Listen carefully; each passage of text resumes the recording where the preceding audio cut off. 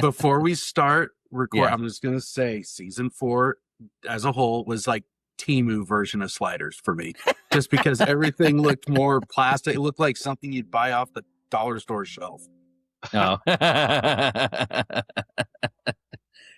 What if you found a portal to a parallel universe? What if you could slide into 1,000 different worlds? Where it's the same year, and you're the same person, but everything else is different. And what if you can't find your way home?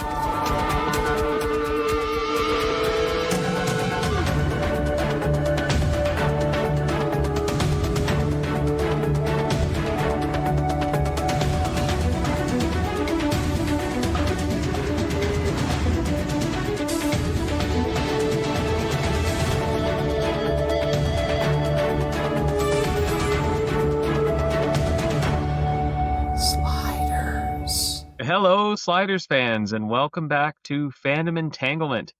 We're here today to talk about Season 3, Episode 20, or 21, The Other Slide of Darkness. My name is Mike, and I'm here with my co-host Damon. Hey, everybody. And we're very happy to welcome back our good friend, Erik Dreiling. Hey, it's good to be back, guys. Hey, Erik. What's new, Erik? Oh, well, actually, book 3 in my Fractured Timeline series published a couple weeks ago. Yeah. So the series is now finished and getting the box sets all set up, ready to go. And yeah, I already sold a few copies. That's great. One of them was Kat. Cool. She messaged me like, hey, I just to let you know, your book's going to show up in my mailbox tomorrow. So it's like, cool. Thank you. For anyone not to know, she's part of she's like one of the other Quantum Leap virtual seasons authors. We're good friends with her. She helped us write stuff. Yep. That's great. Yeah, it's crazy. It was that was 5 years worth of wow. Yeah. So it's kind of bittersweet in a way to see the finished product, and because these characters and stories, everything lived in my head for so long, now that the project is finished and it's out there, and you don't know what to do with yourself now, right? I know, I have another story idea, but my mind keeps going back to the military sci-fi, so I'm like, oh yeah. Yeah.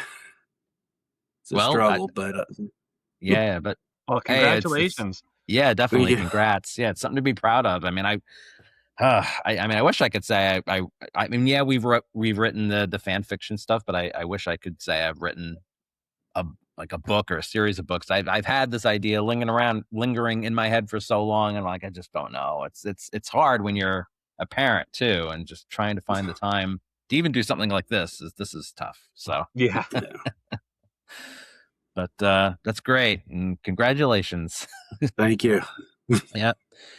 And now you're joining us for this episode of Sliders. Yes. The episode, lives up to its title in many ways. Yeah. Well, you're the one that.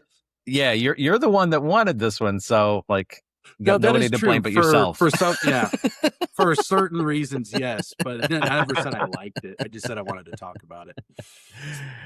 Yeah, we got some things to say about it. I think we have enough. So, all right, we might as well get going with it, Mike. All right. Well, let's dive in. So again, we're talking today about The Other Slide of Darkness. Original air date April 11th, 1997. And the description from the DVDs, the Sliders track Rickman to a superstitious town. Their search is further complicated when Quinn and Maggie are captured by natives living in a mysterious fog. There, Quinn runs into someone from his past. Himself. Sort of. The eyes are rolling in the head. Well, that's a pretty good summary. I think we can call it there. Yeah. Anyway, our main cast now with the changes is Jerry O'Connell as Quinn Mallory, Also Quinn 2 in this episode. We have Sabrina Lloyd as Wade Wells, Clement Derricks as Rembrandt Crying Man Brown, and the new addition, Carrie Werr as Maggie Beckett. Our guest stars include Ona Hart, who played Adra. I noted that she only has 3 credits on IMDb, and this is one of them. And maybe no offense to her, but from her acting in this episode, I can see why she didn't continue. Sorry. Yeah. She just had this like monotonous, really bad Southern accent throughout the whole thing. Yeah. And it just, every time she spoke, I cringed. It was just, just awful. Yes. I was falling asleep. Like, sorry. It could be the direction. Who knows? But that's what I was going to say. You can always blame the actor. Sometimes direction. Like, for example, some of these other actors who have had other successful careers, like Kevin Quigley, who was Bunt Lacroix. He also was in 37 episodes of Swamp Thing in the early 90s as a character called Graham. He was in 16 episodes of The Secret World of Alex Mack as Lars Fredrickson. I remember watching that in my younger years. And he was also in 35 episodes of Sheena as Mendelssohn. And I vaguely remember Sheena, but didn't really watch it. Yeah. Who was Kevin? This is a show. I watched this a few days ago, and like I don't even remember who that character was. Who was he? Oh, was he? No, yeah, Who was that? He's the dad. He's the guy who lives in the basement. Okay. Was that the one that? No, was that the one that was like? He's the one who made the moonshine or whatever. The fog juice. Fog juice. Yeah. I don't know what else. There's a name for it, but. Okay, so I have the characters mixed up. Okay. I think I have some characters. I like how Mike said it. The guy in the basement. It's like that. It sums up the episode. Okay. The guy living in the basement with his like daughter who's been half fogged or something. The guy who talks funny, right? Yeah. Okay. I have him mixed up. I thought he was the other guy. Okay. Yeah. You have to tell me. Okay. All right, continue. Yeah. Next, we have Neil Dixon as Colonel Angus Rickman. I mean, Roger Daltrey really changed since Exodus. Yeah. However, Neil, to his credit, has 136 credits on IMDb. And his other sci-fi appearances include a first season episode of The Orville and multiple voice acting for video games. We will see him 3 more times this season, of course. And I just noted one of his first credits was as a guard on the BBC miniseries I, Claudius. I only bring it up because John Rhys-Davies was also in that series. They didn't share an episode, unfortunately, but I think it was brought up in some episode we did recently, I think. Yes. I don't remember which one. I think we were reviewing with Jan, and was some guy was like a costume designer or set prop designer or something for I, Claudius, and then he was a kind of a stand-in in one of the episodes. Okay. And rounding out the guest stars, we have Frank Ross as Billy T. Okay. Who's the guy who had like one scene threatening them to leave town. He's the one who had the shotgun. Okay. Is that maybe how you're getting them mixed up? Anyway. Maybe. I don't even remember who that is. So was he the guy that talked with the mumble, that weird, like grovelly mumble? Okay. Yeah. And then Adra tells him to leave them alone. When they first come into the hillbilly town, basically. Is this the older? See, I thought is this the older guy, or is this the one that sounds like he's also a grizzled guy, but he had a beard. Okay, I have no idea. The only one I'm thinking of is that guy. Why don't you go back and watch the episode again, and we'll. No, I don't want to watch it again. I don't want to watch it again. No. All right, we'll figure it out. So Frank Ross is Billy T. Okay. Frank's other sci-fi connections include playing a grizzled man in Star Trek Enterprise, In a Mirror Darkly. Okay. I don't remember that particular character, but I'll watch out for him next time. And he was also Monty in the episode Trash of Firefly, which was the 13th episode. I don't know if that's air date or if that's production. I don't know where in the timeline it's supposed to fall. Anyway. Oh, okay, yeah. He played prominently in that episode, as I recall. Oh, okay. And then our co-star, the girl in the coma, Amy Wheaton as Lucy Lacroix. So she happens to be the sister of Will Wheaton, and I think as a result of that, she appeared in Star Trek: The Next Generation as an uncredited appearance, a character called Tara in the season 1 episode When the Bow Breaks. Oh, okay. Yeah, so the name Wheaton, I didn't. Yeah, but okay, that's actually related. Yeah. So I did look it up. Okay, so yeah, Kevin Quigley is the one I'm thinking of. The bunt, the father. That's I see now. I looked up the picture. I got it right here. That's the other Billy T guy or whatever his name is. Okay, that's right. I had one scene. I remember now. Okay, so I'm clear on that. I mean, they were all very bad stereotypes of some sort, so I can see why you got them confused or forgotten completely. Yeah. We're already reviewing it. We're not even through the credits yet. I know.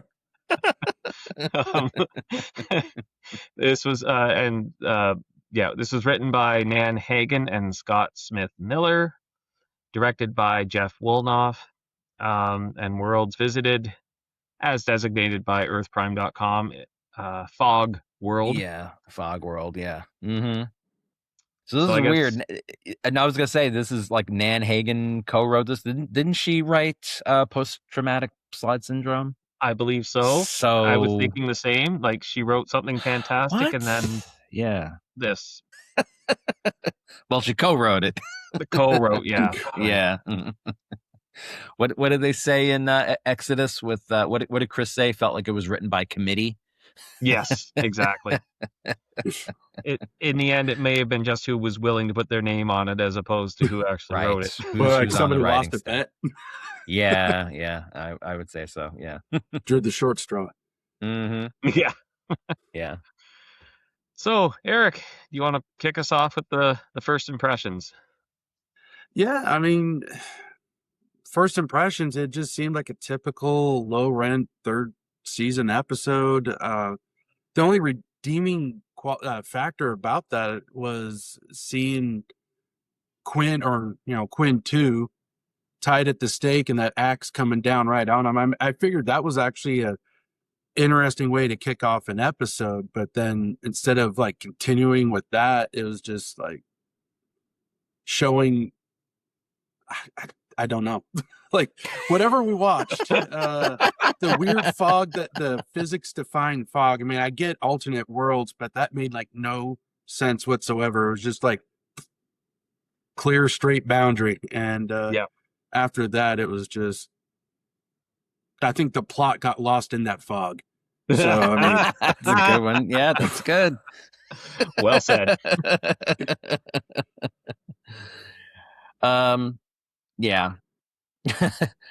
I don't even know if I should edit this out or not, because my initial thought after watching this, and I'm gonna quote exactly what I messaged Mike: "What another dumb fucking episode."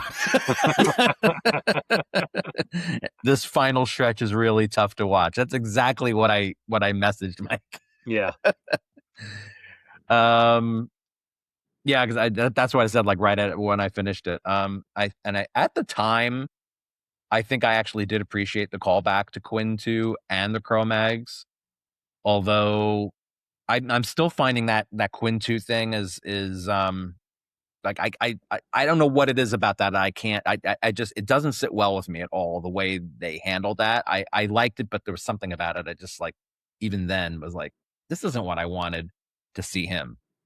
I can't think of what it is exactly, like the word I'm looking for.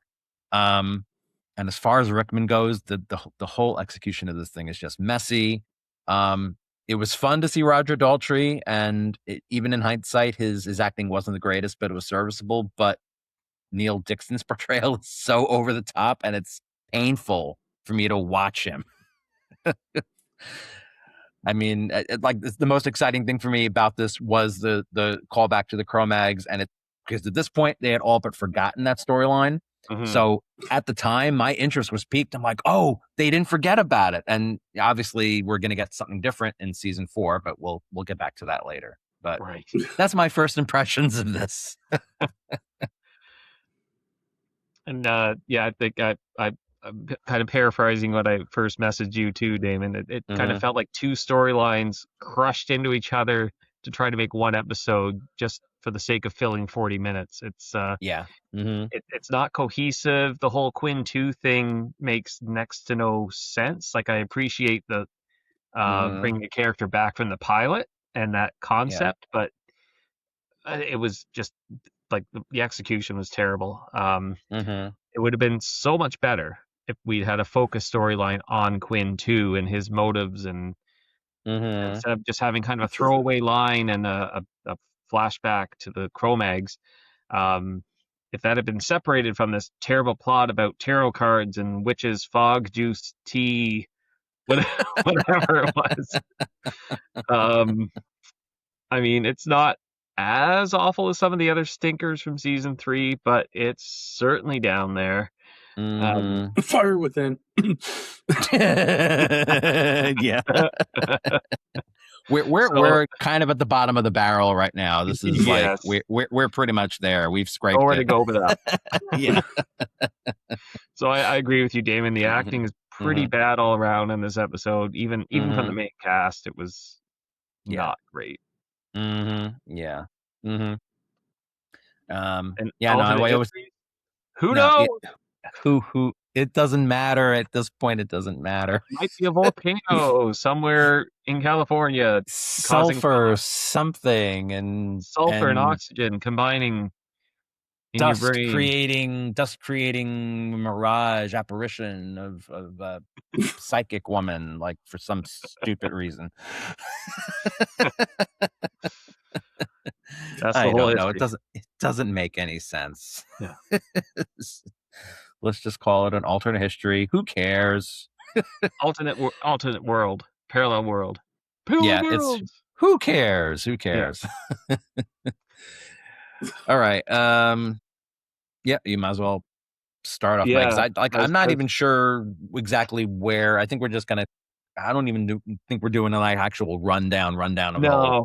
It's going to be hard to do that. But I mean, it starts off with this guy picking very, very fake plastic flowers.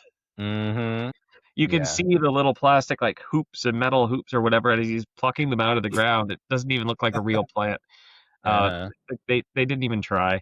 But then why are they abducting this guy? Or did they even abduct him? They just kind of, like, cut the hose of his breathing mask and left him for dead. That's right. Right. Like, we see his corpse, just like, I think. I think they just straight up killed him, and then they run off into the fog, and that's when the sliders show up. So I just there was had like a hard no time. lead up. Yeah, I had a hard time taking notes the whole episode because it was just so weird and incoherent. Yeah, I usually try to as well. Sometimes there's something that I'll like that stands out to me, and I'll kind of jot it down, but then I try to think about it later on. That's what I've been doing a lot lately with this. Is just, okay, let me watch it and then try to think of it later on, because it's getting harder to really get the beat for beat of this, because this is exactly what Tracy Torme said. Chinese food television. I don't remember what I watched. Yeah. Like, as I'm watching it, I'm like, what is this? I don't know. It's so generic. Yeah. There's nothing unique about this anymore. probably need to drink some of that fog juice just to enjoy it. Yeah. They never did explain what they put in that stuff, by the way. It's just made him breathe the toxic air, I guess. I don't know.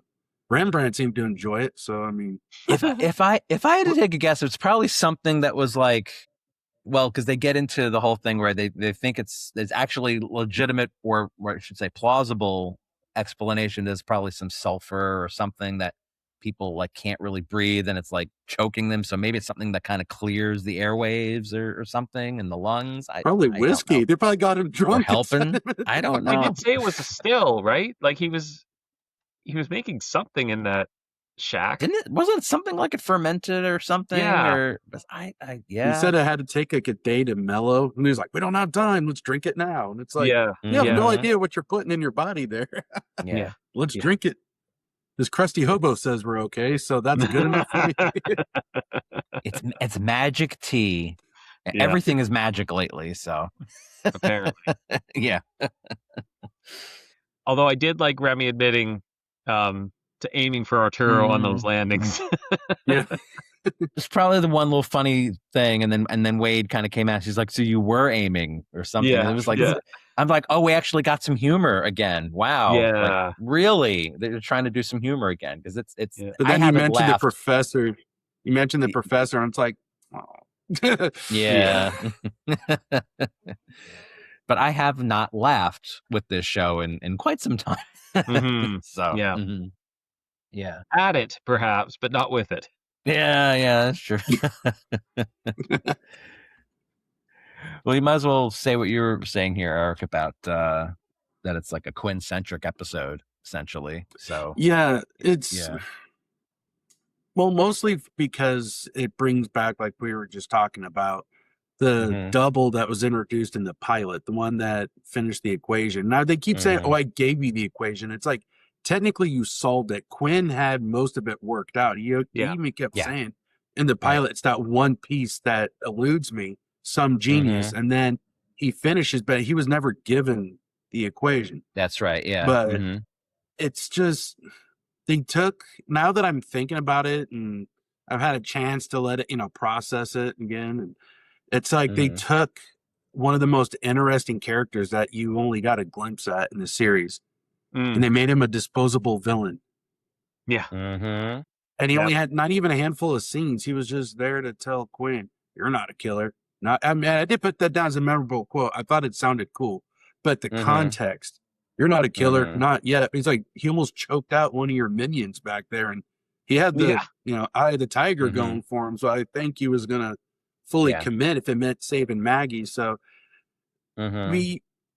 through the Quinn 2 character, we kind of get an idea of how our Quinn might have turned out had he done this journey alone. If he didn't have the support system. So you always get like a glance. I think they did that kind of with Logan St. Clair back the beginning with Double Cross. You even though like different genders, you still kind of get an idea of how dark he could have gone if he didn't have the right people with him. Yeah. So I always liked it when they focused on that kind of storytelling, but for this Light of Darkness, it just, he was there and then he wasn't. Yeah. And then nothing after. And then that big reveal that he's the reason that, a certain enemy has the ability to slide. And it's like that, like, I think Mike said it in the notes, that should have been an episode. That should have been what the plot was. And it's like, that's perfect. And it's on the episode comes across as two co-authors who couldn't agree on what story to tell.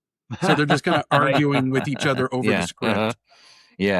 So other than the focus on Quinn, it's just the rest of it just kind of drifted into the fog. I don't know. That sounded cheesy, but it's the best way to It drifted into that fog they were all breathing in. Yeah.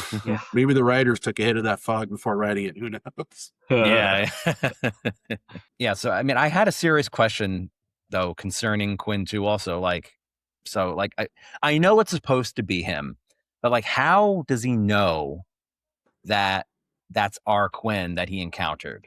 Like, right. how does he know that that's the same Quinn he visited on Earth-Prime and completed the equation for? And then why is this necessarily Quinn 2? I know, like I said, it's supposed to be, but it just doesn't seem like it. Just the odds on this are like seem so extraordinarily astronomical that this would just come up in an infinite number of universes, and these particular two Quinns are going to run into each other again. It just seems like I know that's what it was supposed to be, but like it just like it. I don't even know why this was like why did they bring this up again? Like just to remind us, oh hey, remember this happened?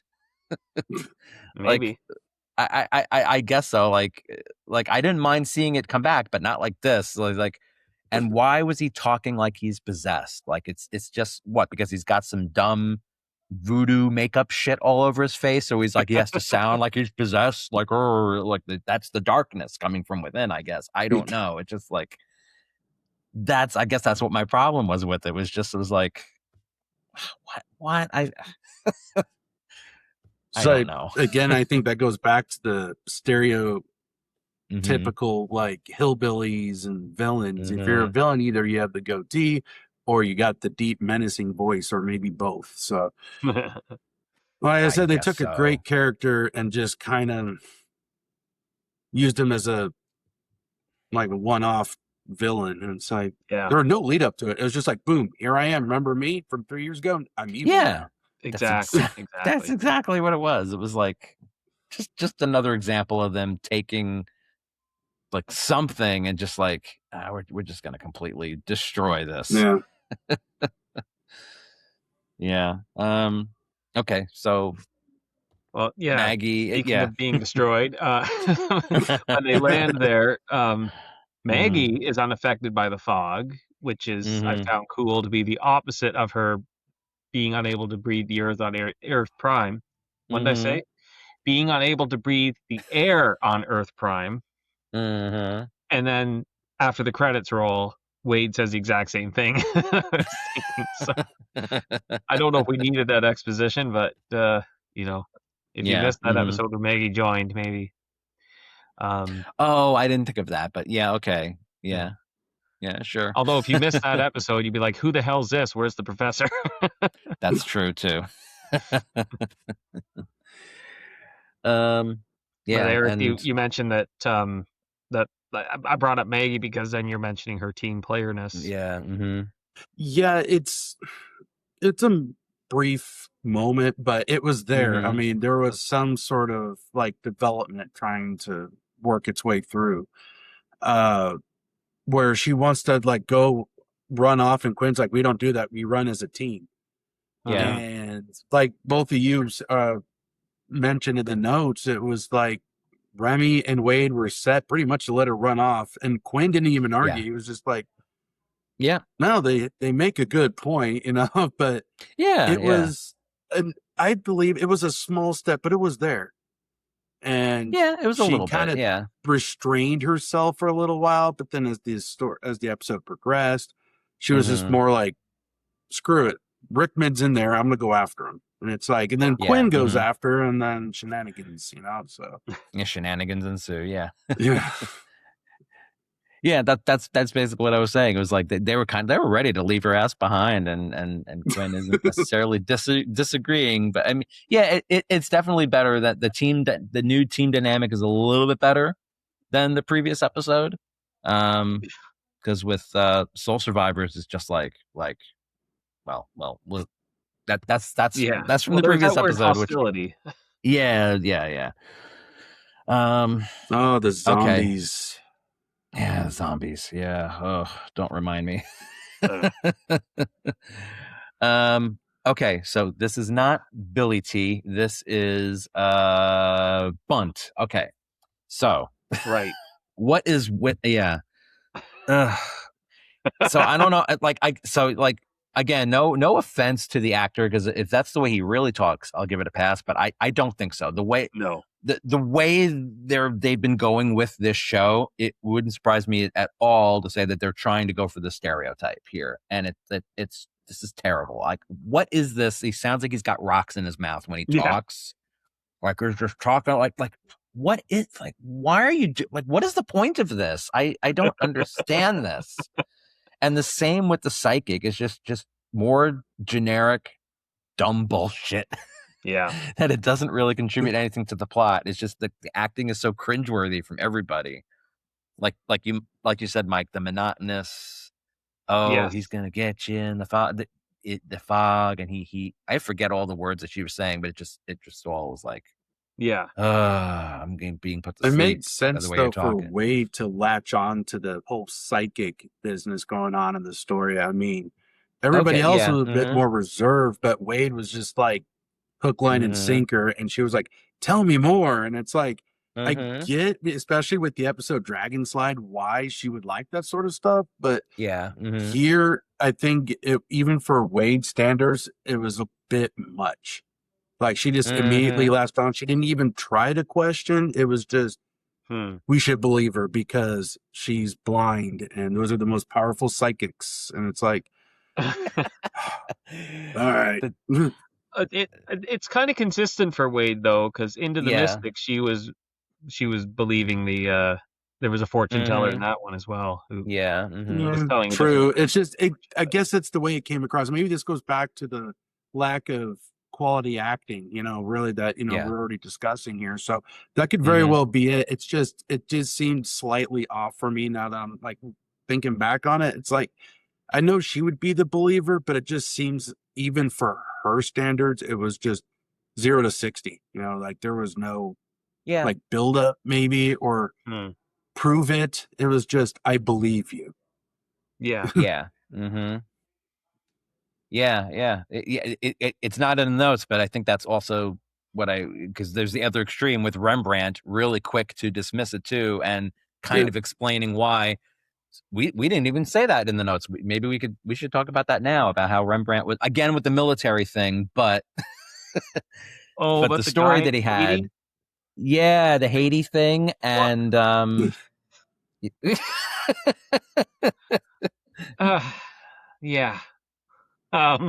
was dumb. That's just like... the guy had his fortune told, and he went out of his way to make sure he got killed to fulfill the fortune, and that's why Rembrandt hates fortune tellers. It just he had a wonderful singing voice. That was the other thing. He had him signed for his record label as a big surprise, and this guy was like hell-bent on making this prophecy of doom happen, which I think the exact opposite. Like, hey, I don't want to go out like that, so let me avoid it, not let me be in a hurry to get to the grave, so and then Wade is like, oh, I'm so sorry. Rembrandt. At least they tried doing something with it rather than... they're trying, but Chris said it too, Mike, with it's like they don't know what to do with Rembrandt at all. They don't know what to do with Wade, to be honest. They just it's okay. I had forgotten that I kind of wanted to talk about that. So okay, there's that. Let's talk about Rickman. Well, Rickman, like you said, he's back, but wow. They explain his face changed permanently because he had so many injections, I think. Like DNA mismatches. That's what Quinn called it. DNA mismatches must be taking their toll. And it's like too many of them. Oh, just an excuse because they works, but they couldn't afford to get Roger Daltrey back. So how do we keep his character around? Yeah, they blew the budget on him. He played like a concert too, like on the set too. So it was like I don't know if that was a free concert or what, but like I don't know. I mean, I get why they had to change actors and everything, but there could have been a better way to do this. Like I've already said, this needed to be 2 separate episodes to fully that must have been one both stories. Must have been one heck of a DNA mismatch because it even caused him to lose his accent. Yes, he went to a different accent. He went to a different accent. Let me put it that way. And if you notice, Neil Dixon, every scene he's in, he's got the wide eyes. I don't think that dude ever blinks when the camera's on him. Because he's just like gazing. He's like, breathe it in, Mallory. And I'm just like, dude, I'm sitting back from the TV. That's what it's I like, said. It's so over the top. Like this goes beyond cartoon villain, Mike. This is like now insane. Like just like totally like almost out of touch with reality. I mean, he went full on with the. I know he went full on with like that whole tribal gear with the necklace or whatever, and I don't even know what that's about with that tribe either. Like I don't know why the fog created all of these like weird cult. Like, what is this? Yeah, they live above the fog, but they can go in the fog no problem. Mm-hmm. And they kill people they find in there for some reason. Mm-hmm. Yeah. I don't think they ever gave a name for that tribe, did they? I do not remember them giving them, not even the name of the town, did they? Was it just like generic hillbilly town? No. Yeah, no. Okay. Yeah. I'm not going crazy. I couldn't remember a town name, let alone the tribe name. You'd think those things would at least be important. No. Yeah. They didn't even... No, it's not earlier episodes, they were wondering, okay, where did we land? Is this San Francisco? Is this LA? Like, where are we? It doesn't matter anymore. Right? No, I guess not. It doesn't matter. Like, I guess really we're here, you know? Let's just... I know.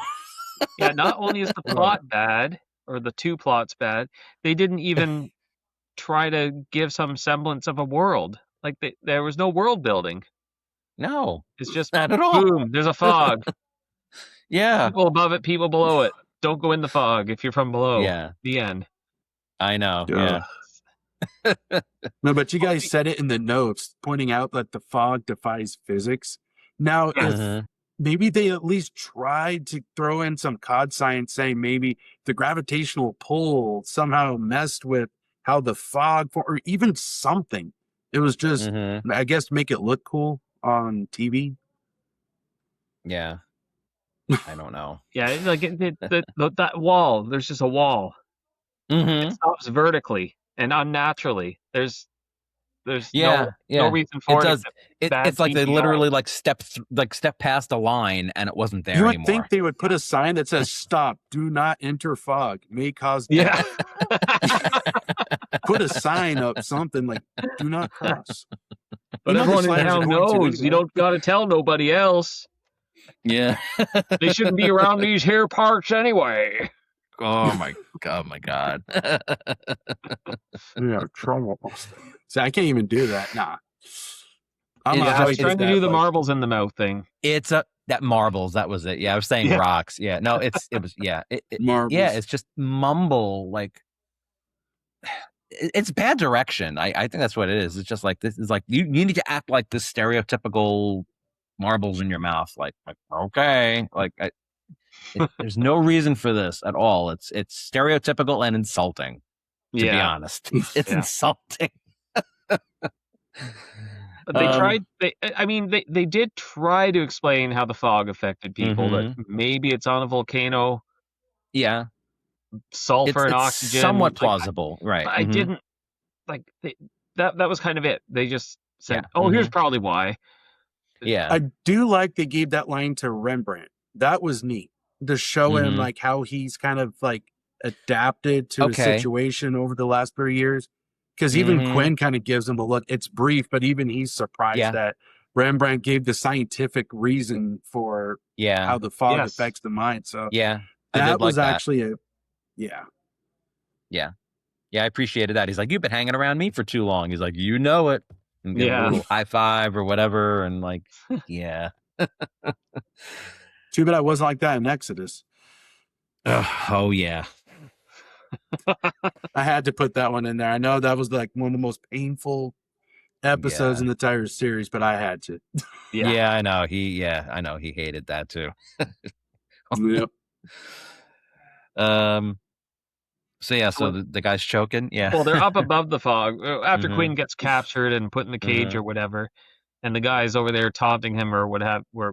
No, what was it? He was begging for water, and the guy went to get him water, and then Quinn starts choking the guy, and he says, like, say something, in that bad Jerry O'Connell acting that he does sometimes. Jerry O'Connell, right. But how do you expect the guy to say something if you currently have your hands wrapped around his throat?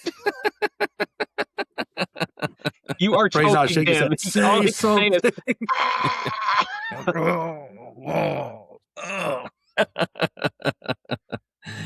Yep.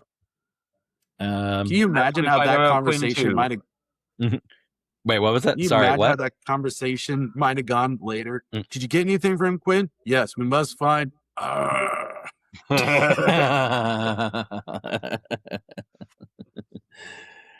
Yeah. But then we find Quinn 2. I guess we realize it's Quinn 2. But then he reveals that he's responsible for the Kromaggs. Yeah. Like, please explain. Make this the episode. It seems important. Instead, it's a throwaway line. It is a throwaway. Like, I gave the Kromaggs the calculation. How? When? Where? Why? You could elaborate more on that, Eric? They could have done if they were short for time. They could have even done it. Maybe created a flashback episode where you see Quinn 2 giving them the technology. Maybe something as simple as seeing them handing him a timer or showing them the equation. Something like rather than what does Mike say? It's a throwaway line. Something so important to the series. Yeah, they could have created maybe like a 10-second scene to show that, because they did flashbacks to Invasion. Yes, right. Did. Instead of that, taking that time and then allot it to the flashback of Quinn 2 meeting the Kromaggs. That would have been better than what we got. Yep. Yeah. Yeah.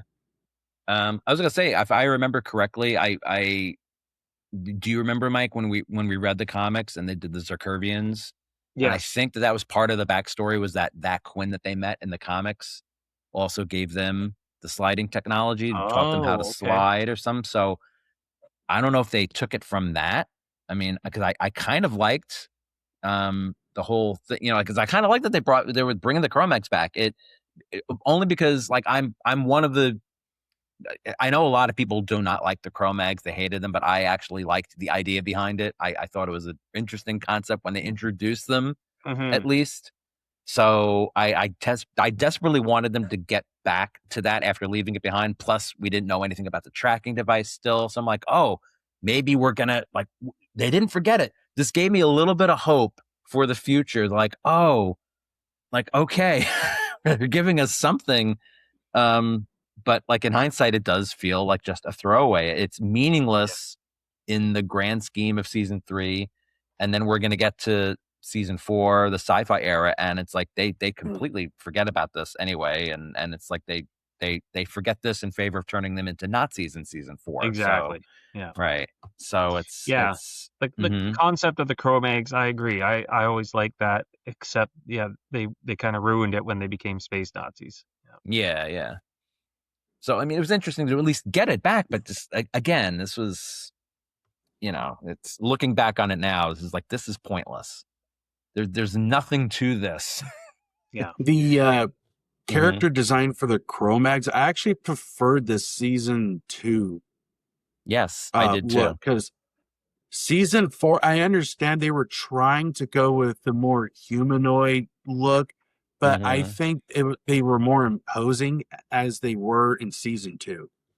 Oh yeah, I totally agree. And the whole Nazi, I don't know why they decided to turn them into that, but yeah, they were like trying to humanize them or something. Yeah. Yes, there's some. Ugh. I don't know. There's no other way to say it. Just they had something great, and then they're just like, nah. Yeah, Nazis. Not every sci-fi show needs a type of Nazi. Yeah. Yeah. We want to elaborate more, Eric, on with what's her name, Adra or Adra, Adra. whatever. Yeah, Adra. Yeah. You have more like stuff to hear. I thought, okay, her psychic reads on Quinn, I thought was interesting when she was actually reading the double.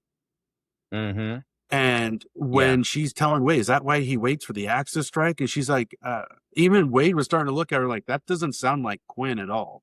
Right. Mm-hmm. And I mean, as the viewer, we already know that there's another Quinn Mallory, out there in that world. But I thought it was cool that in a way the psychic was fooled by the existence of duplicates.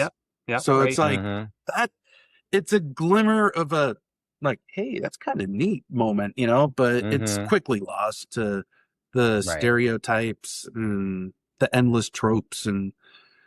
But I found myself thinking about that. And it's like, that if they could have done that maybe in a later episode, if you're going to be hell bent on putting psychics and stuff into that world, then, how could that be used? Maybe, something more about the doubles or some type of new character development for one of the main cast. I don't know. I thought there was a lot of potential there and they just squandered it. Yeah. Yeah. I kind of thought about it too. It's like, because we haven't really seen the doubles, like they kind of forgot about that, like just seeing their doubles. So is this supposed to be why Quinn sees him and just knows, oh, you must be the double that I met because I haven't, because we won't meet doubles anymore? Is it just like, was that their line of reasoning behind is like, oh, this is why, because we don't see doubles anymore? Like, I don't know, just a random thought. Yeah. Would have been, I know why they couldn't, because they didn't have Roger Daltrey, involved in the later episodes. But while we're on the topic of doubles, wouldn't it have been reasonable at one point for them to run into a Rickman double? Yeah. That's true. That is true. I mean, I don't get why the Rickman we're following wouldn't think to seek out one of his duplicates, his healthy duplicates, and zap his brain and right. But you'd at least run into an evil. That's a good point. Yeah. Yeah, because we saw Maggie run into her double. That was like one of the first times in a long time. Like, oh, you can meet your doubles on Worlds. It's like, oh yeah, sometimes. Yeah. So. Yeah. Or it would have been nice. I know it wouldn't happen, but run into a professor, another Arturo. Well, it would be nice. Yeah. I mean, theoretically they should, but. They could have cheated to say, looking back on it, they could have had like maybe a stunt double or someone that could look like John Rhys Davies from a distance. And right before they slide, maybe they see someone who they think is the professor. Just maybe a subtle nod, like a slight glimpse before they have to depart that world. Just something to kind of anchor to what came before. Yeah. I think that would have been neat, but you'd think if they cared about it, you'd think that they would have tried to do that, but they were trying to get rid of they just were trying to just any existence for Arturo. They just were trying to just get rid of the peck and paw era. Completely. They were trying to just wipe him out of the history of the show. Yeah. Yep. So yeah, no, speaking of Maggie and Rickman here. Well, you know what? Let me start it though, because when so the way that, because we kind of said this before with they kind of explain Rickman's like that he looks different. So what does he shout out to her like Maggie or something? Like, is that how she knows that it's him? Because how would she know that this is Rickman now? I guess because he called out to her and called her by name. The only way I was like, because I went into this thinking, and I thought I remembered that they sort of explained that he looks different, but yet somehow they know it's him before he actually says that maybe I was misremembering.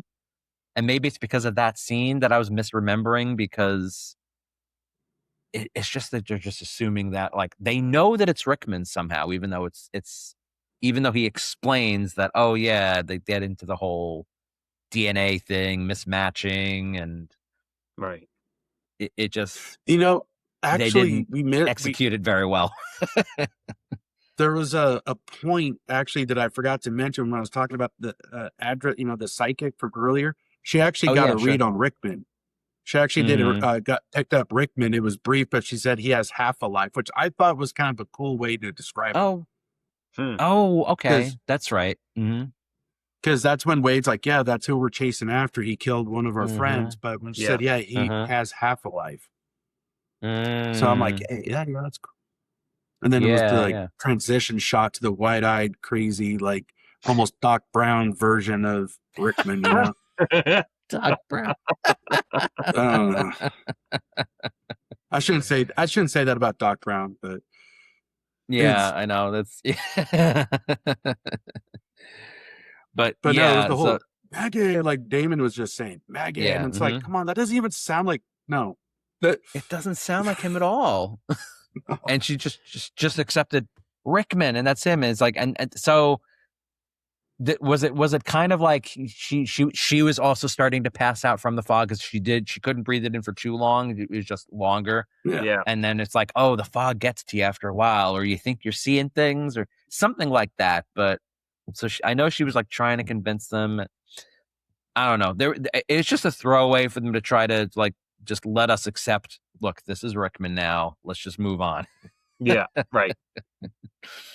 But so you had it in the notes here, though, Eric, about Maggie and Rickman that apparently were lovers, right? Yeah, that was like, what?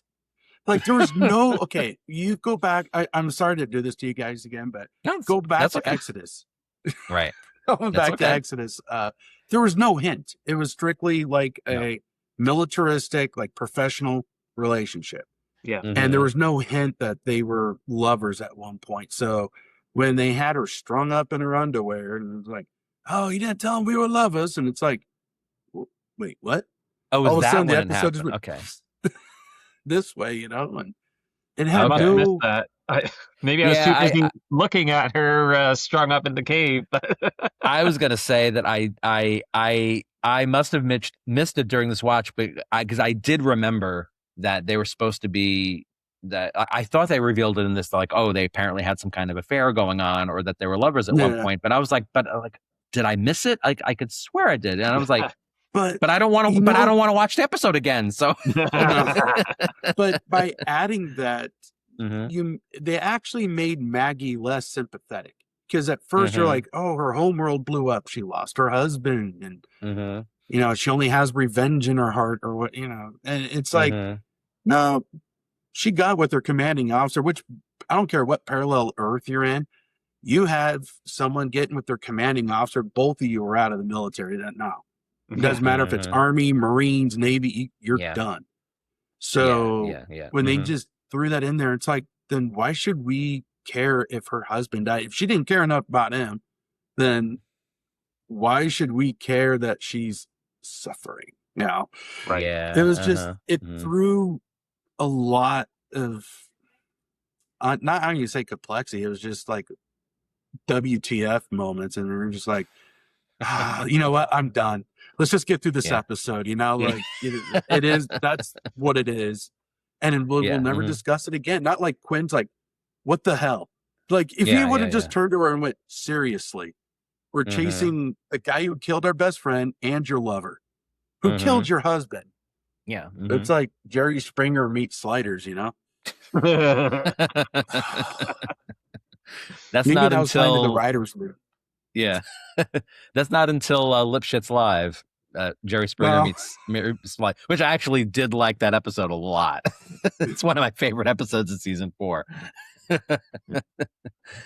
I was thinking the same thing. Like, this is just an excuse for Kariwar just to show off some skin. Like, in the next episode too, the breeder. God, the next episode, is that the same Species thing. Knockoff episode? Yes, it's Species. Yes, it's Species. Yeah. the episode that supposedly John Rhys Davies walked in on them watching and deciding, how can we rip this off? Wow. That's the next one. I know. It's just we're gonna need another barrel. We don't have any one left. of your lead actors catches you in the act of ripping them. It's not just speculation. You like in the room. We got to get rid of him. Let's get rid of him. He's watching us. Don't worry. Just keep writing. He's making us look like fools. He's questioning our writing integrity. He keeps using intelligence on us. Make him stop. There's not much else to say other than the end. We've had the magic worm goo. We've had the magic food. Now we've got some magic dust that they throw into the fire, and it creates a ghostly apparition of Adra. And she's looking menacing, and they're doing this for some dumb fucking reason. I don't know why. If my eyes rolled any further back inside my head, they'd be going up into the stratosphere. I'm just watching. I wouldn't say she looked menacing. I think she looked constipated. yeah, that's the more accurate thing. There was some look that she's like looking like this thing like I'm gonna get. Yeah, How did that scare? Like they never explained that. I'm glad you mentioned that, Damon. They never explained that when she hands them the pouch of magic dust. Here, this will convince them of my power. And it's like, why do you care? You're not even there when. Things are going down. You're just here. Toss this into the fire, and this constipated face emerges through the smoke. And it's like, how does that prove? Like, I get them seeing the vortex, right? Yeah, I get the vortex. That I'd be like, okay, if you're a tribal community like that, and you see a vortex, you're gonna think, okay, there are gods among us. That I totally get. Yeah, they never explain the dust other than a mild distraction.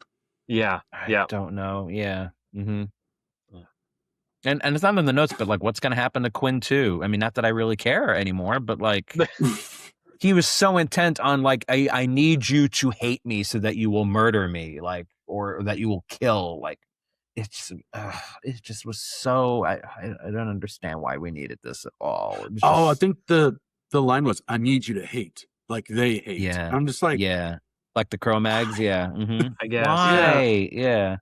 Because they murdered his because they destroyed his world or something. That's why. So he felt like he had nothing left. He said, "I gave them the equation, and they thanked me." Yeah.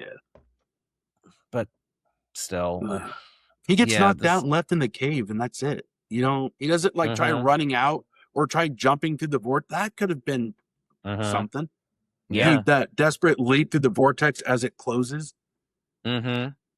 They did it to Quinn when they're chasing after Rickman.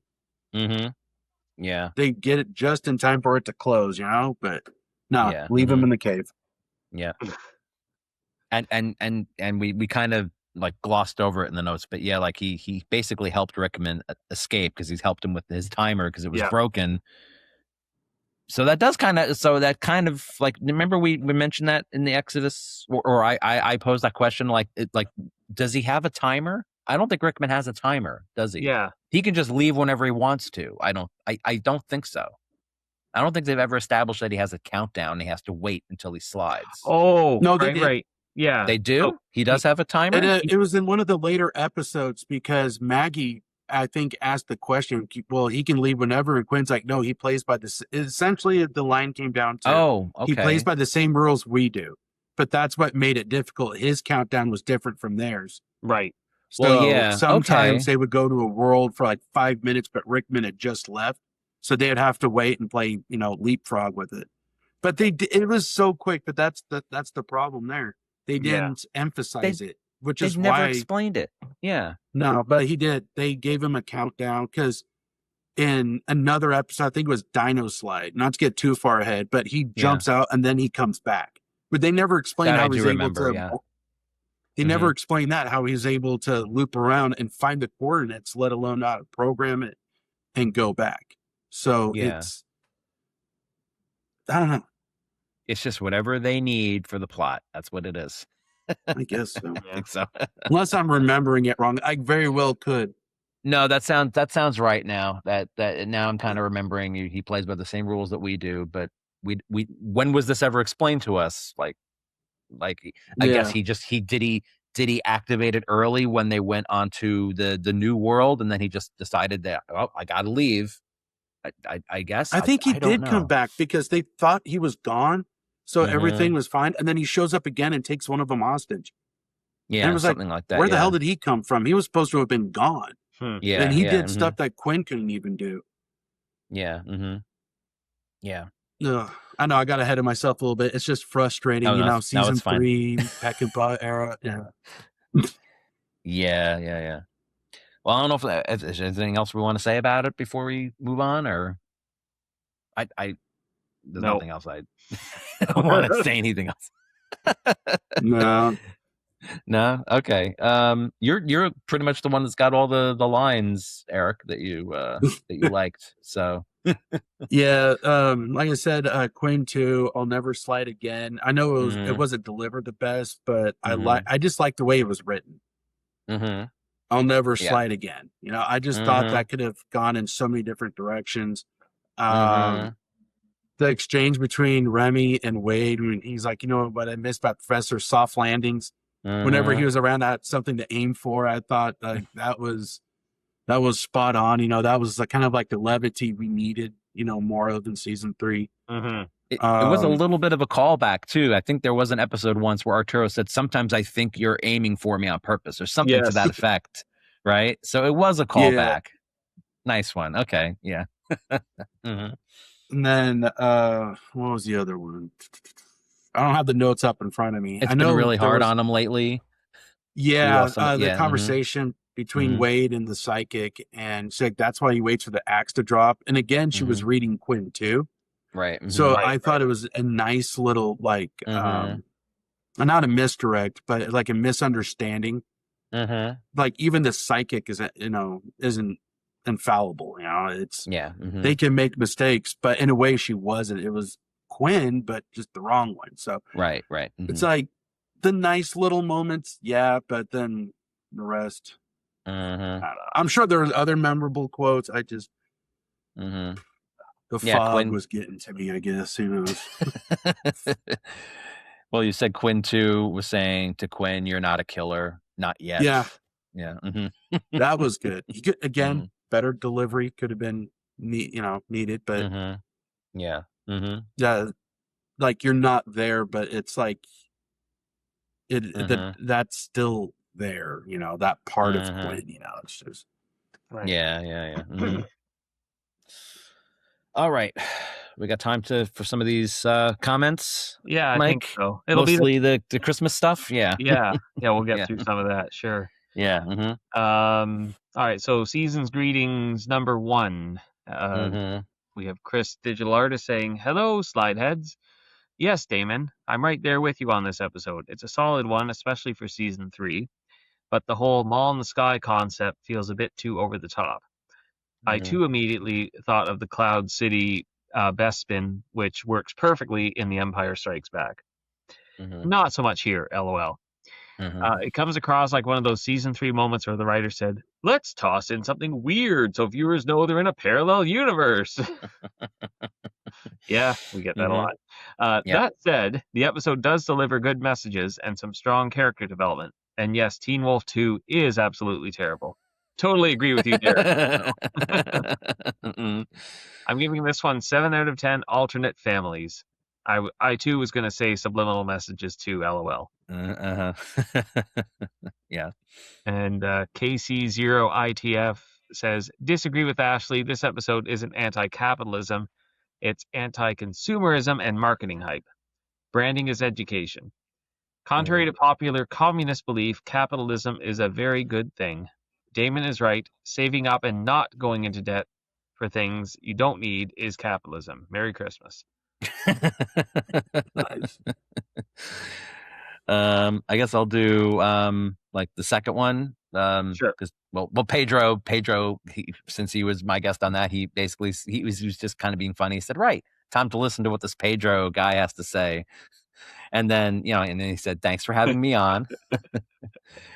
KC0ITF said, "I agree. The original wormhole effects were the best." Lantel Talks on Reddit. This is kind of cute. Says, on the 5th day of Christmas, Santa gave to me 1 snowy planet, 2 male breeders, 3 Bethlehem pulsars, 4 Kromagg warships, and the 5 lost astronaut girls. Oh, jeez. And then the third one, John LaBarbera was Dave and Stacy's guest for their episode on that, and then Yep. and then this was a coincidence because I guess it was, when was it, the 16th or whatever, and he said, and on my birthday too, Damon, you sly devil. It was a weird coincidence that was on his birthday that we did the episode. Nice. Do you want to do the rest of them? It's just sure. We got like number 7, and this is like in the 7. order they came in. So yeah. Number 7, Deb Burry says Merry Christmas with some emojis. Yeah. And then on number 4, Casey0ITF says again, why is it that geeks don't seem to understand the difference between capitalism and Marxism? Yeah, I don't know. Yeah, That's a discussion for a whole different podcast. Yeah. I don't know who that's targeting, but that was, I don't know. It was with Sam Fain and JJ Lendl. They had a whole discussion on that one. So oh, I see. I don't know. Okay. Yeah. And number 12, Dana Odgen Stiglitz. Sorry, I'm probably totally butchering your name, Dana. Or Donna? I'm not sure. But they say, I need to watch this one again. It is. It's a good one. I enjoyed watching it. Yeah. Times. And then our Chris Digilardis again says, Merry Christmas, Fandom Entanglement. I'm so glad that I stumbled upon your channel. I feel like I'm developing a friendship with you, Damon and Mike. I did watch all 12 days of Christmas reviews. Wow, Chris. Thank you. I know. Yeah, it was nice. Yeah. That's amazing. And he goes on to say, it was interesting to hear different perspectives and reviews from all the guests. And then KC0ITF says, watch them all too. So, wow, thank you. Wow, we have some diehard viewers. Yeah, they watch them all. Yeah, I like that comment from Chris. He's like, he feels like he's developing a friendship with us. Like, that's great. Yeah. Yeah, I think that's like pretty much all like the Christmas stuff. And what I was going to say here, we talked about it off camera, is I think for the rest of the season, we might just do the rest of the comments, like when we do like our end recap or whatever. Since it'll just be me and Mike. Maybe we won't have a lot of time. We'll just be talking about season 3 or something, and then we'll probably share the rest of them all there.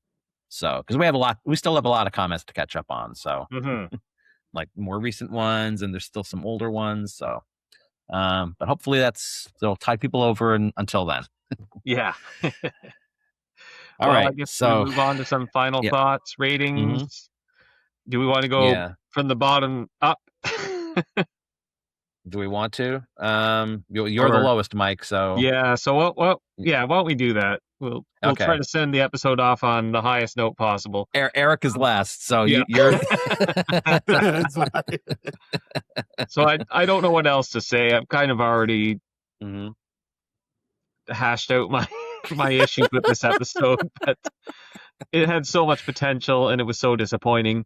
I have to give it 2.5 witches fog juice teas out of 10. Yeah. I was almost down there too. I was like, I'm giving it some points for attempting at least to call back the show's forgotten lore, but not much. I'm at least they tried, but like that's not really enough. I had to give it 3 bags of magic ghost dust out of 10.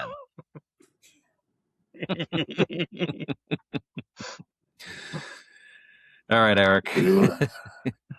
I guess I'm the most generous of us 3 because I gave it 4 deranged Quinn duplicates out of 10. And I only gave the 4 because, kind of like what Damon was just saying, we got to call back, to the pilot. I thought it was cool. Hey, somebody on the writing team remembered enough to put it in there. Yeah. But everything else after that was just. Yeah. The callbacks are also a little too little too late at this point. Yeah. Like, we don't care anymore because you've already screwed the pooch. Is that the right term? I even think by then they were losing a lot of the original audience too. The way Fox was like mismanaging. Oh yeah. Yeah, definitely. Yeah. All right. Well, it was great having you on, Eric. Yes. This is it's always nice having you on. It's always a pleasure. Yeah. What do you got coming up next with what you said you're taking a break, right? Or you got some ideas going with the books? Right now I have a new writing project in the works. It's something completely different from my military sci-fi. Which for those of your audience that may not know, it's the Fractured Timeline series available from Jumpmaster Press. You just go to their website, jumpmasterpress.com. They have a search bar. You type in Fractured Timeline and it all comes up. To celebrate the release of book 3, we did redesigns of the book covers for 1 and 2. Oh, nice. So they fit more of, it's more thematic. They're more